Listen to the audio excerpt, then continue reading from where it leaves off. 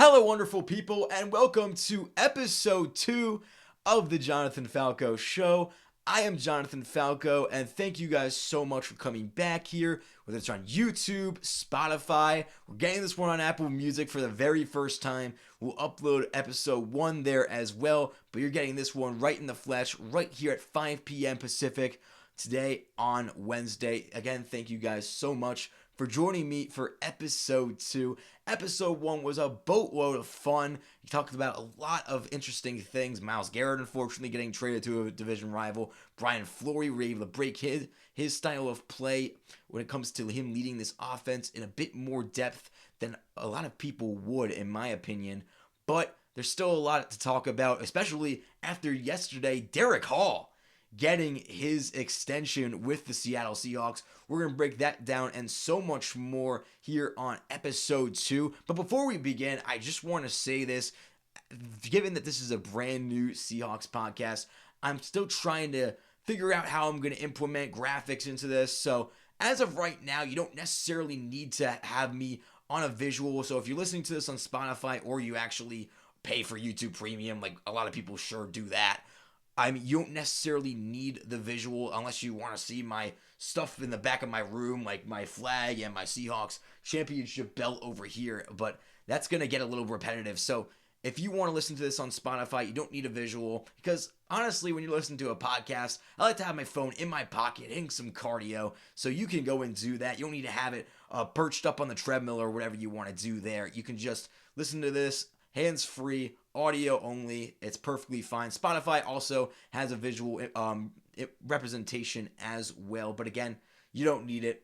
But regardless, enough of that all that chatter. Let's get started. And let's get started with the big news of yesterday. Derick Hall getting his extension with the Seattle Seahawks. Hall signed a 3-year, $42 million extension yesterday, and that will keep him on the team through the 2029 season. This will include $21 million guaranteed, and this total contract with incentives can be worth up to $46.5 million. So here's how I look at this contract. First off, before I give you my thoughts, I look at it more as a 4-year, $44 million contract, more than a 3-year, $42 million extension, because you are including that extra year, this final year, this upcoming season of his rookie deal, which is worth $2 million in salary. So I look at it as a 4-year, $44 million deal, looking a little long term, and as I said, this will keep Derick Hall on the team through the 2029 season, and he can become a UFA after that when he hits around that 30-year-old mark, and then we'll see if we'll pay him again. But first off, I freaking love this deal. And we're going to break that down in just a second, because this guy had 2 sacks on the year in the regular season and had 2 more sacks just against the Patriots alone in the Super Bowl. So this guy, not only does he have a very powerful story, given a 1% chance to live at birth, was, I believe, born 4 months premature, had a 1% chance to live. His mother took a chance, and he said, I believe she said, I'm paraphrasing here, that I have to give him a chance, and what a chance that she gave him, a chance of life. And now, what an excellent story. $16 million a year for him, his family, whatever Mr. Hall wants to do with that money, he can do now.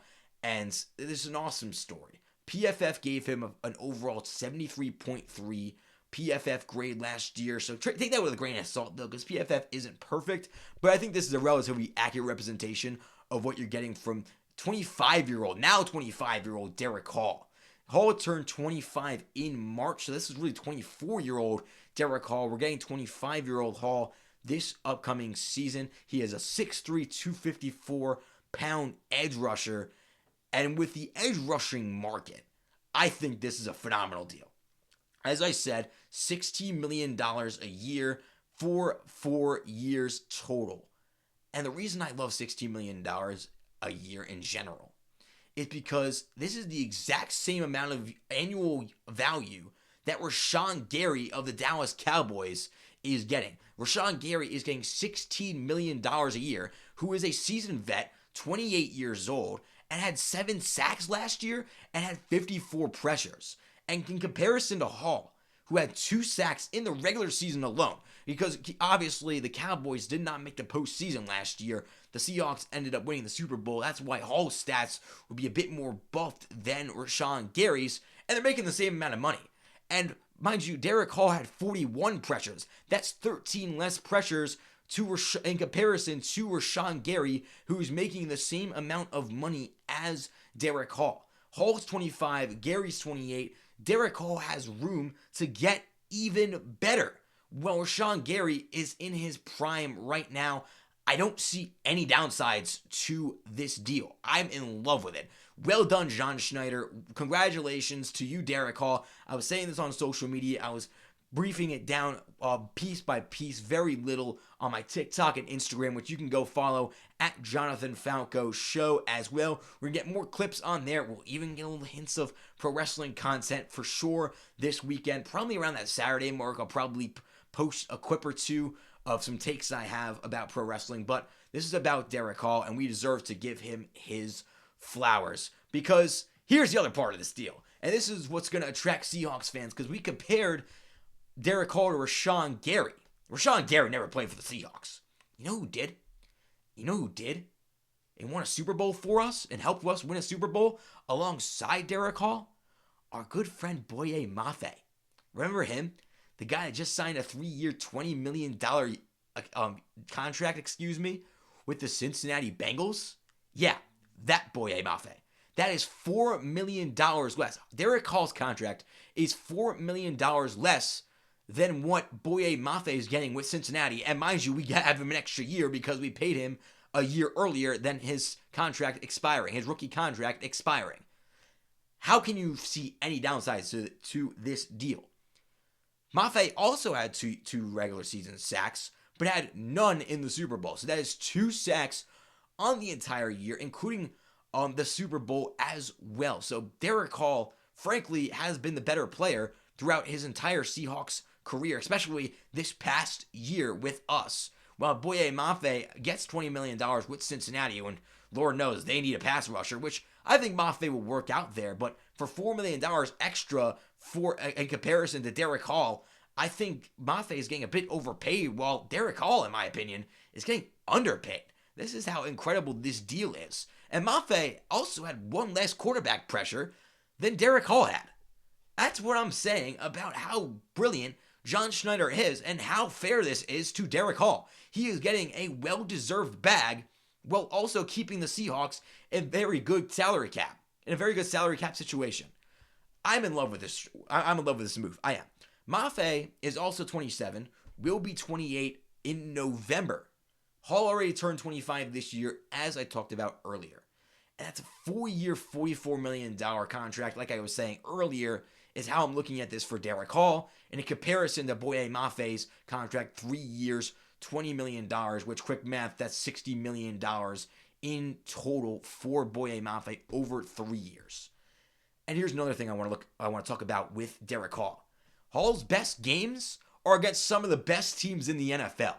Pro Football Focus, we talked about them earlier, awarded Hall an 82.5 grade against the Rams in Week 11, a 78.8 PFF grade against the 49ers in Week 18 to seal the number 1 seed for us, our Seattle Seahawks, in the NFC, and a 66.7 grade in the Super Bowl against the Patriots, which, in my opinion, should be around that 78 mark instead of 66. That's a little low, in my opinion. 66.7. I don't know. I feel like that should be higher, especially given 2 sacks in that Super Bowl. But regardless, you're getting great numbers out of Derick Hall, and there is so much room to grow for this guy. He has a great story, a lot of motivation. Now he's earning $16 million a year. In love with the deal. Derick Hall is an incredible player. He's had an incredible story. 10 out of 10 deal. 10 out of 10 deal. Fully in love with this. Another thing I want to note about Derick Hall before we move on is that, first off, when a casual NFL fan will look at this contract and be like, oh, 2 sacks, $16 million a year, where do I sign up? Give me a break.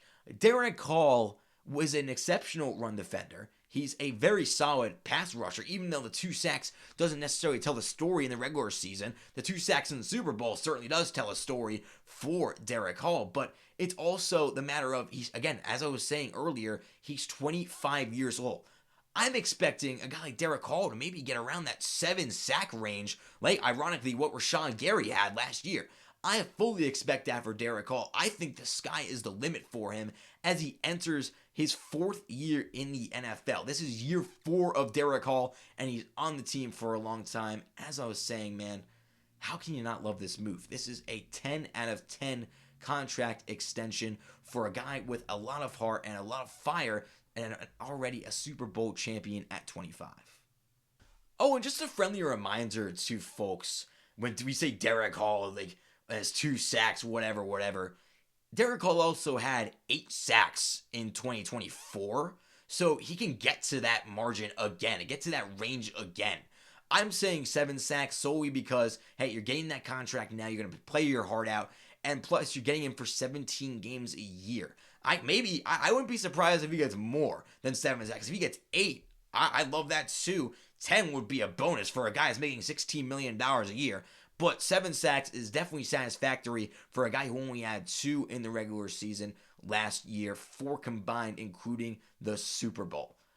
Like, I'm in love. I'm in love with this move. Let's move on now.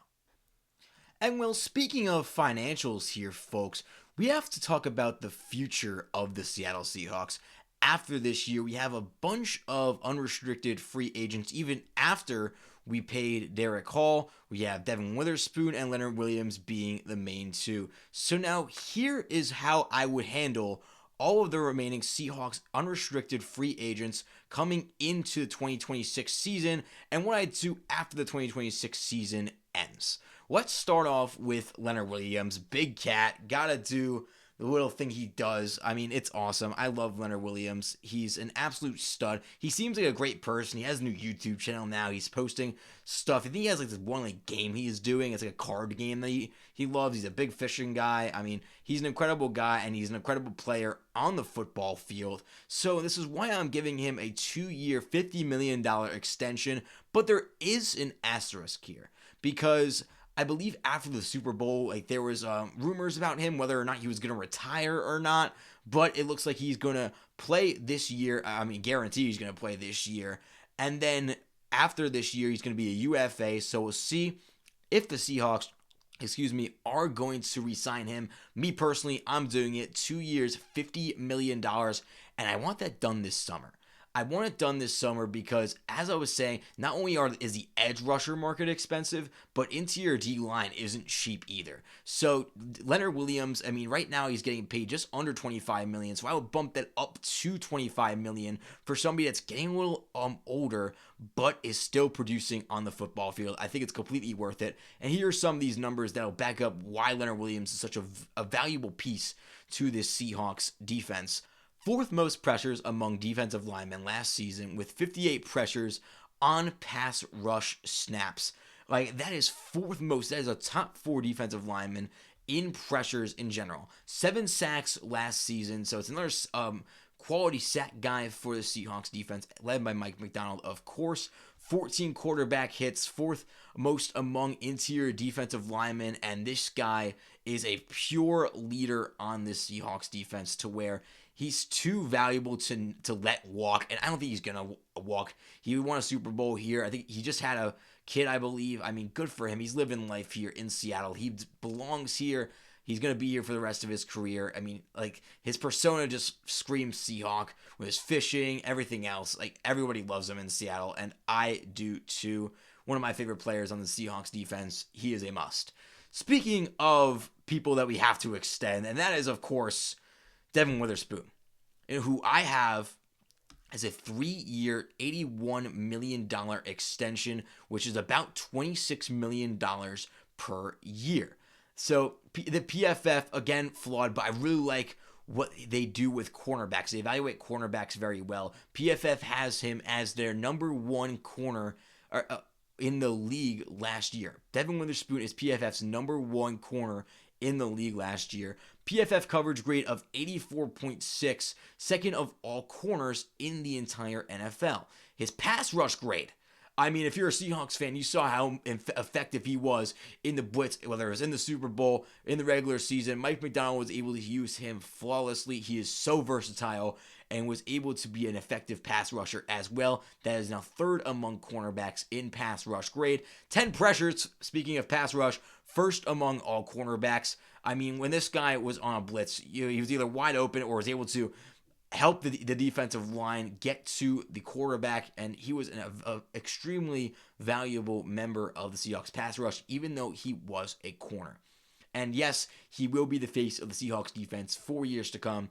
I see no reason to get rid of Devin Witherspoon here. He's the best slot corner, in all of football, so I don't see a reason to move off of him. 3 years, $81 million is, I believe it's top 5 cornerback money, but again, you're treating this as another 4-year deal because obviously he has this upcoming year with Seattle, and he has his 5th-year option, but that's going to get erased with this extension. So it will be his rookie contract and the 3 years that we're going to add onto his current tenure with the Seahawks. I love Devin Witherspoon. He's probably my favorite player. Him and Leonard Williams are ironically my favorite players on the Seahawks defense. Them two, alongside Ernest Jones, are my favorites. So getting these two signed for me is a big priority, especially if Leonard Williams wants to play. Witherspoon's just starting his career. He's entering his prime. He's going to be a Seahawk for a long time. So got to pay him. Those are the two guys we have to pay on the defensive side. But now we have to look at somebody who's on the special teams, our kicker, Jason Myers. Somebody who had the most points by a single player in one season in NFL history, including the postseason, with 206 points. Yes, my friends, that is 36-year-old Jason Myers. And barring retirement, I mean, kickers usually go a little while, so I'm assuming he'll want to play for at least a few more years with the Seahawks, which is why I give him a 2-year, $14 million extension. That's $7 million a year. So I want this also paid before the season starts. I didn't say this for Witherspoon. Got to pay him before the season starts as well. I want Myers paid before the season starts also. He is an incredible kicker. He makes pretty much everything. The one notable miss he had was the first game against the Rams, and that was from like Narnia. That was like a 60-yard kick. I mean, come on. You're not going to expect everybody to make 60-yard kicks every so often, especially when you're 36 years old. But regardless, Jason Myers is pretty much automatic. This guy's an important reason as to why we won the Super Bowl. I mean, hello. Some people were saying that he should have won Super Bowl MVP over Ken Walker. There's value there for me. If a kicker, it should be considered for Super Bowl MVP. Come on. Like, this guy is a must. $7 million a year is more than reasonable. And it shows you how important investing in special teams is. Look at what the Rams were this past year. They didn't invest in special teams. Rashid Shaheed cooked them in special teams. I mean, like, come on. They fired their special teams coordinator. That's how bad their special teams was in the middle of the year. I mean, like, this is just shows you how valuable special teams is. And when you have a loaded team like the Rams, who are top to bottom really good, but had flaws on special teams, and they didn't win the Super Bowl. The Seahawks did. And they invested in their special teams because they paid Michael Dixon before the season started. They went and got Rashid Shaheed at the trade deadline. And now you have Jason Myers, who they're going to go and pay for, and in my eyes, should be 2 years, $14 million. And that's well worth it for a guy like that. You keep your 3 core special teams players on your team for the foreseeable future. This is a must for me. Jason Myers will be extended. Now, here's where we get controversial. Uchenna Nwosu. I let him walk. Hot take, I know. He had a good amount of sacks last year. He had 7 sacks last year. But edge rusher depth can come in the draft. I like to get young at edge rusher, especially with a Leonard Williams getting older. We want, I mean, honestly, youth on the entire D-line. Because Jaron Reed's old. Yes, these are interior guys. But, I mean, I'm looking at Uchenna Nwosu. He's entering his 30s. And if he's not going to be consistently on the field, because, I mean, obviously he played pretty much all of this past season, but last year he was hurt for a really good amount of the season. So unfortunately, I'm letting him walk. But again, if he stays healthy, I can look back at this and be like, hey, maybe we can go and re-sign this guy because he is very valuable to the Seahawks defense. He already got a pick 6 in the Super Bowl. But that said, not a priority for me right away. Definitely not. If we were going to extend him, it would definitely be in the offseason where he's tempting free agency. He's going to try and hear other offers. But if he were to produce, I think the Seahawks would be more than willing to pay him. And I'm gonna show you guys, or I'm gonna tell you guys what the total salary cap would be after all of these moves are made. Chaz Surratt, this guy is a special teams guy. 1 year, $2 million extension. Pay him after the season. This is where I'm going with all special teams guys. I'm waiting till the end of the year because they don't need to necessarily be paid right away.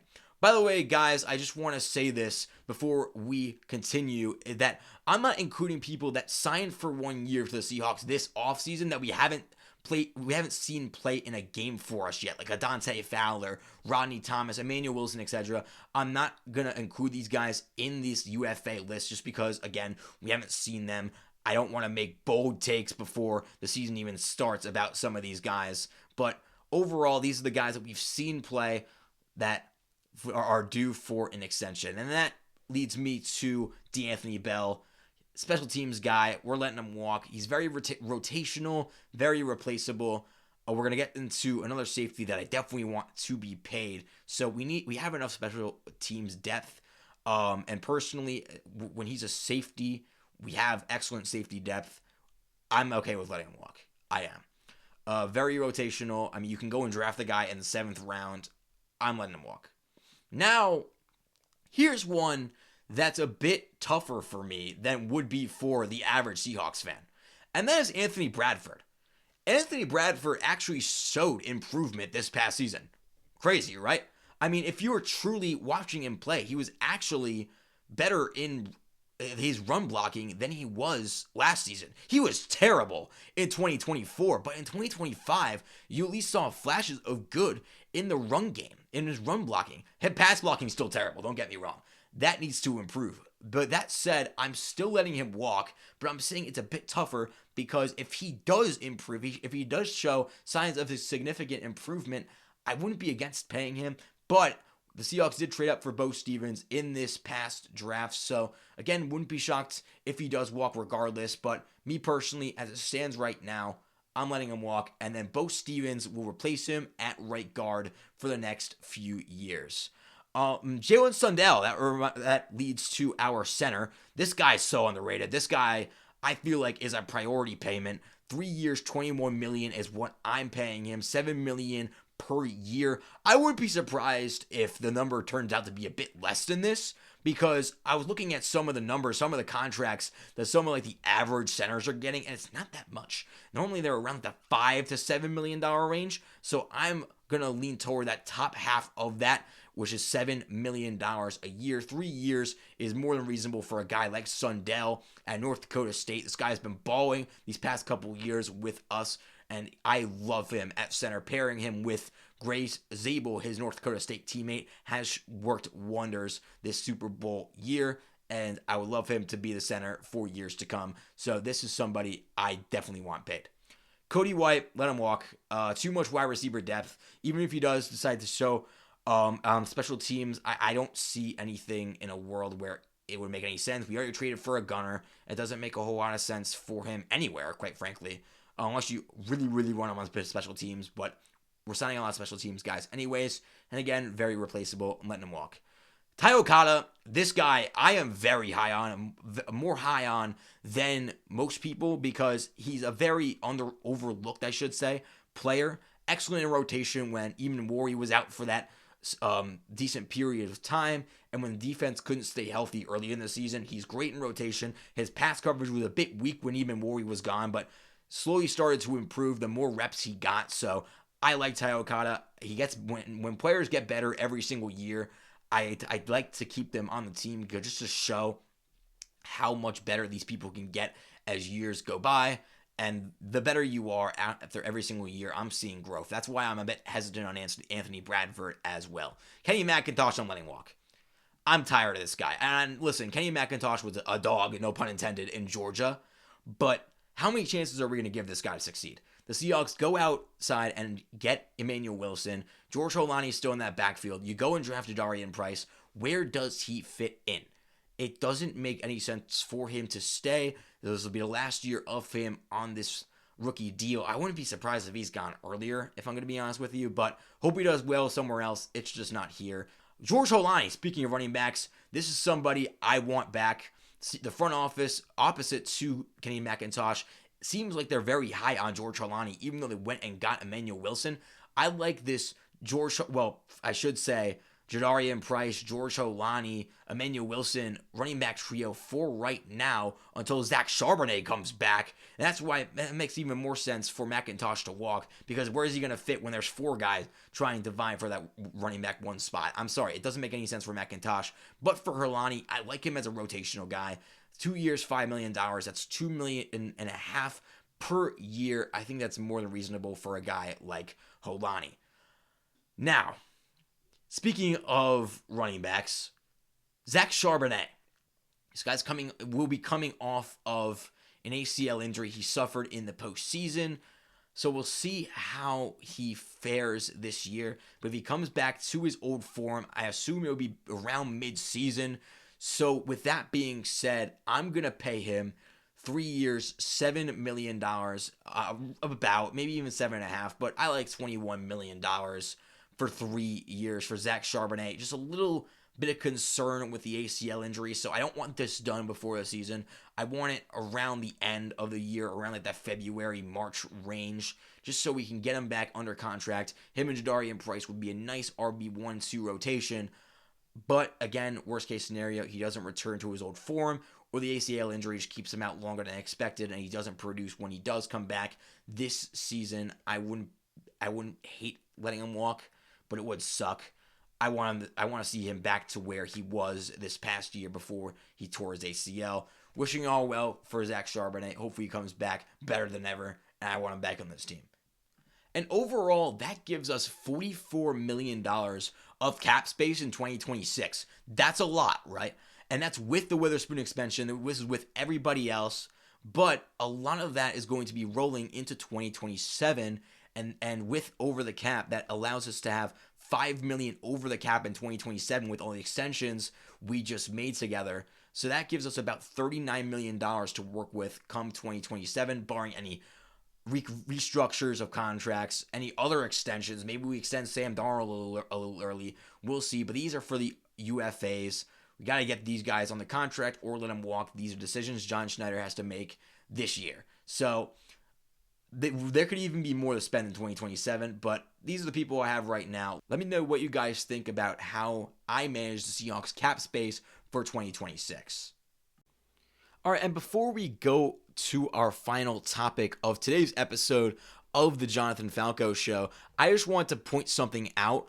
I was going to make this segment about OTAs, but I then realized that OTAs don't end for the Seahawks until tomorrow. So what is going to happen, I promise you're getting OTA content today, is that there were press conferences, I believe they're actually going on right now at the time that I'm recording this, that there will be OTA press conferences. I believe Mike McDonald's speaking.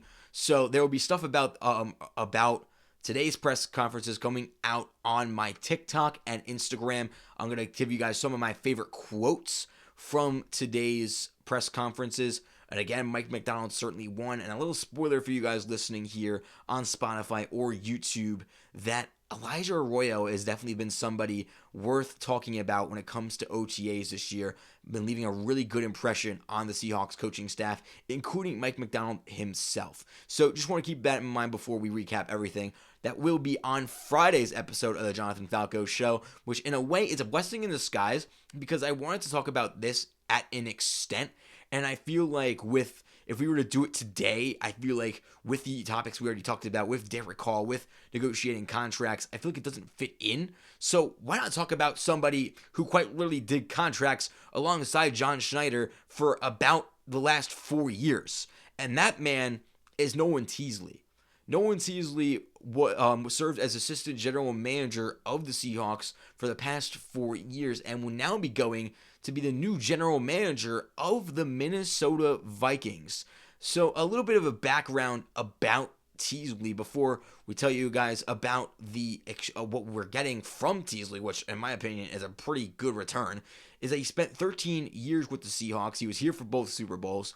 He was a running back for Central Washington University for 3 years in his alma mater, and was hired as an intern with the Seahawks in 2013, became a pro personnel scout with the Seahawks from 2014 to 2016, was the assistant director of player personnel in 2017, and then from 2018 to 2022, he was the director of player personnel, and these last 4 years, he was the assistant general manager with John Schneider. So that's a brief little history lesson about Noah Teasley. But here's the funny part about this whole storyline with Noah Teasley going to Minnesota is that in return, we're actually getting back 2 third-round picks. 2 third-round picks from the Vikings, I'm presuming. One this upcoming draft in 2027 and one in 2028. And I find this really funny because if you guys remember last March of 2025, the Seahawks abruptly traded Geno Smith and in return got 1 third-round pick. And that's your franchise quarterback, mind you, at the time. He was up there a quarterback for 4 years. And we got 1 third-round pick from him, and that's somebody everybody knows. The casual NFL fan, not just Seahawks fans, the casual NFL fan knows who Geno Smith is. The casual Seahawks fan doesn't even know who Noah Teasley even is. But now he's going to Minnesota, and in return, we're getting 2 third-round picks, one of them being in a what should be a stacked 2027 NFL draft class. So, in my opinion, that's a really good return for somebody that not a lot of Seahawks fans knew about. Granted, we're going to get into what he did specifically, some of the thoughts internally for the Seahawks and by some of his friends about Noah Teasley, showing that there is value here for Minnesota. It's not just some random guy on the Seahawks front office. He was literally the assistant GM for one of the best general managers in football for a reason. It's just a little funny, a little ironic. I don't know. I like the return. I like the return for us. And now let's break into what Noah Teasley is going to be bringing to Minnesota. We talked about what Teasley did for the Seahawks in the past, but he's going to be entering a new organization with a team that hasn't won a playoff game since 2019. Somebody that was very close to Teasley, who actually worked with the Seahawks. He was an executive for the Seahawks. His name is Scott Fitterer. He's the current personnel executive of the Commanders, a former Panthers general manager, and as I mentioned, former Seahawks executive, said this about Teasley. This is via Alec Lewis of The Athletic. I want to stop here and say this was a phenomenal article. If you have The Athletic and you are a regular reader, you probably read this already if you're a Seahawks fan.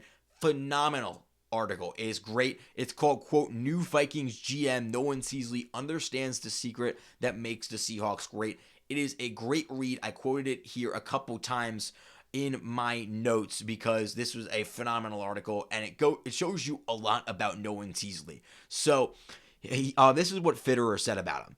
When no one talks, he always says, quote, no ego. That's a John Schneider thing. No one lives that.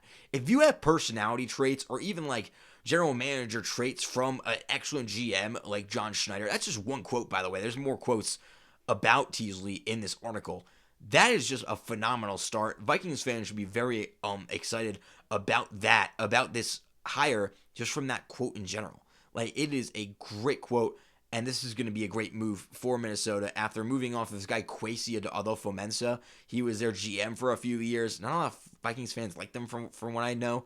But now they get a new guy who was a part of a two-time Super Bowl winning front office. So, again, I like the move for Minnesota. But let's continue. When no one talks, he always says no ego. I freaking love that quote. Now, this is about John Schneider on Teasley. This is his quote. He is proactive, very aware, and has a way of solving problems without pissing people off. That's from General Manager John Schneider, again quoted from The Athletic. Great stuff. Tanner Swanson, one of Teasley's closest friends, and he's also the director of catching for the Yankees. These were his thoughts on him, again via The Athletic. Quote, I think connector is the best way to say it when describing Teasley.